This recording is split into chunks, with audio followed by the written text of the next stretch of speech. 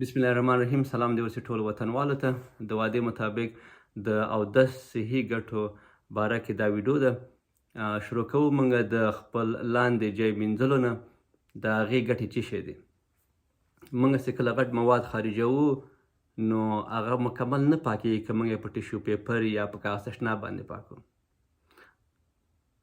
هغه بیا هم څه پاتې کېږي، هغه بیا نو وچ سي، د شپې ترې نه پوډر جوړېږي، هغه بیا مخکې راغورځي. سړی چې کله ویده یې خوځېږي راخوځېږي نو هغه پوډر چې مخکې د غټ مواد د زنانه او مردانه دغه حصې خواته راسي نو هغه په ادرارو کې جای چې ده په هغې کې ننوځي او د مثانې او د ګردې د مکروب وجه ترې جوړېږي. هغه موږ ته څنګه معلوم شو چې کوم خلکو چې دغه د مثانو د ګردو مکروب یا جراثیم لروب ده، د هغوی د تشو معاینه چې موږ وکړله په هغې کومه بکټریا چې وله هغه بکټریا هماغه وله چې کوم د موږ په غټ مواد کې موجود وي. د غټ مواد کې دغه بکټریا کومه مسله نه جوړوي مګر په مثانو ګردو کې هغه مکروب او د جراثیم وجه ترې جوړېدی سي. بل دا ده چې بعضې خلک بواسیر لري یا انل فشر فیسچولا او نور شیان د لاندې د موږ جای د هغې د تکلیفونه دي. نو که سړی 5 وخته د لاندې جای مینځي د دغه چانسونو او د هغه جایانو د مکروب چانس هم کمیږي. بیا هغې نه بعد د دوم سټپ دغه سیکونس ته اوس تاسو ګورئ که نه لاندې جای تاسو مینځئ باید تاسو خپل لاس بیرته ومینځئ چې پاک سي، ځکه هغې نه پس به تاسو دا په خپل خوله او پزه او په مخ او په لاس په مړوند باندې وهئ چې باید لاس پاک وي. چې لاس ومینځه هغې نه پس نو موږ ډوډۍ خورو، نور شیان خورو، اوبه څښو، میوه او شیان خورو. نو د غاښو کې دا کله کله شیان ډوډۍ بندېږي، هغه که 5 وخته موږ مینځو د هغې پاکېدلو چانس زیاتېږي. بیا پزه مینځل دي، پزه کې ګوته وهل دي، پاکول دي. دغلته میوکوزا د پزې چې ده دغه اکثره وایرس او بکټریا د پاس ستوني د مکروب یا د ششو د مکروب وجه څخه جوړېږي. هغه له د پزې لارې او د خولې له لارې ځي. یعنې که همدا اوس د فتن کې کوم مکروب راغلی وي او ته 5 وخته لمونځ کوې، د لمونځ وخت دی، ته هغې ته اودس دې وکړه، په هغې وخت کې دا پاکې ومینځي، کیدی سي تاسو یې د ستوني د ششو د مکروب چانس هم کم سي. هغې نه پس تاسو مخ ومینځئ، کوم ګرد مرد مکروب مخ هم پاکم. بیا تاسو چې په سر باندې مسح کوئ ګرد مرد دا ټول پاکوئ. هغې نه پس ټول نه مهمه چې ده دغه د غوږ دننه چې کوم ګوته تاسو وهئ او د دې شاته دې ته ټریګس وایي دغه وړکۍ دغه جیته، نو د دغه او د دې شا دغه ټول جای چې ده په ویګس نرو هغې ته سپلای ورکوي. د ویګس نرو باره کې تاسو ته زه وایم چې ډېره مهمه نرو ده، د بدن ټول نه غټترینه نرو ده چې له دې جې نه راځي، له مغزو نه دې جې ته سپلای ورکوي، د ورمیږ نه تېرېږي لاندې، بیا زړه ته سپلای ورکوي، لاندې میدیو کولمو ته هم ورځي. نو دغه ویګس نرو باندې تاسو چې هغه سټیمولیټ کړئ تاسو یا هغه وڅېړئ او دغه شاته هم چې تېرېږي دې جې کې هم دغه ویګس نرو باندې تاسو لاس راکاږئ، نو دغه ویګس نرو چې ده سټیمولیټ سي، د دې سټیمولیشن د وجې نه د زړه حرکت لږ کم سي. پراسمپتیټک سټیمولیشن ورته وایي موږ.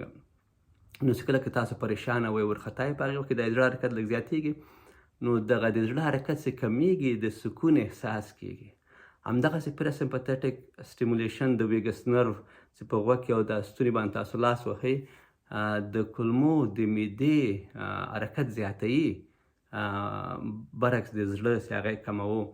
نو هلته چې د هغې حرکتونه لږ زیات کړي، کیدی سي تاسو سره په هاضمه کې هم ګټه وکړي. نو دا کار که تاسو 15 واره د ورځې کوئ، نو تاسو خپله اوس اندازه وکړئ چې څومره ګټه به تاسو ته رسېږي. هغې نه پس بیا موږ دغه خپل مړوند مینځل چې دي د هغې طریقه ده چې اوبه به داسې راخلئ، د دې لاس باندې به د شاته کوئ، په دې لاس د دې جې اوبه به په مخه باندې راځي، دا به مینځئ. ولې اوبه داسې اچول دي او لاندې تلل دي؟ د هغې یوه لنډه خبره کیسه به وکړم چې زه کله چې د طب پوهنتون کې شاګرد وم، د سرجري روټیشن د عملیات چې کوم روټیشن ما کوو، هلته سرجن ولاړو، هغې اوبه راواخیستلې او خپل کیمیاوي مواد چې په لاس یې مینځه داسې یې کوو. د هغې نه هم ما پوښتنه وکړه چې داسې ولې مینځې، ولې داسې نه مینځې؟ نو د هغې جواب هم همدا و چې اوس تاسو ته یې زه وایم. نو چې کله موږ اوبه راخلو، اوبه لاندې داسې بیایو، موږ نه غواړو چې دغه مردارې اوبه د مړوند بیرته په لاس راسي، ځکه چې لاس باندې موږ خوراک کوو او بیا په کیدای شي په مخ باندې پزه باندې ووهو، نو موږ نه غواړو چې دغه مردارې اوبه بیرته په لاس باندې په نوکانو راسي او دغه جراثیم دلته ونهلي. موږ غواړو چې اوبه راواخلو داسې چې هغه لاندې لاړې سي، مردارې اوبه ګنده اوبه لاندې وغورځېږي، نه سي بیرته په لاس راسي. بله وجه یې دا وله چې دغه د بعضې خلک ډېر ویښته لري په لاس باندې، دغه د ویښتو د غټېدلو ډایرکشن چې ده هغه داسې ده او لږ پاس ده، په دې دننه خواته او پاس ده. نو که تاسو اوبه دې خوا نه واچوئ، هغه د ویښتو لاندې بعضې خلک چې ډېر ویښته لري هغه پوستکی کیدای شي ونه مینځل شي صحیح. نو که داسې اوبه واچوئ او داسې لاسو مینځئ، هغه ویښتو لاندې هم هغه پوستکی مینځل کیږي. بیا دې نه پس موږ ځو پښې مینځل دي. هغه ولې مهمه ده چې اکثره خلک موږ ګورو د نوکانو مکروب لري، د ګوتو د منځ کې مکروب لري. د نوکانو مکروب اکثره فنګس وي چې موږ ورته اونیکومایکوسیس وایو، او د ګوتو منځ کې اتلټیک فوټ مکروب وي. نو پښې چې دي له زړه نه لږ لرې دي، هلته وینې سرکولیشن دومره نه وي او جورابې بوټان هم خلک اغوندي، هلته حرارت هم لږ زیات وي او نم هم لږ زیات وي، نو د جراثیم د مکروب بکټریا او فنګس د ودې کولو چانس زیاتیږي. نو استاد خپله فکر وکړئ که یو سړی 5 وخته خپلې پښې مینځي، د ګوتو منځ کې مینځل کوي، د دغه مکروبو چانسونه هم کمیږي. بل دغه پښې مینځل چې دی خپله ځان ته یو سټریچنګ ورزش غوندې ده چې سړی په یو پښه باندې کیني، دا بله پښه لاس کې نیسي، بیا مینځي. یعنې په دغه حالت کې که 15 واره یو سړی کیني یو دقیقې دپاره، یو څو ثانیو دپاره، دا خپله سټریچنګ د عضلو د هډوکو صحت دپاره ډېره ګټه رسوي.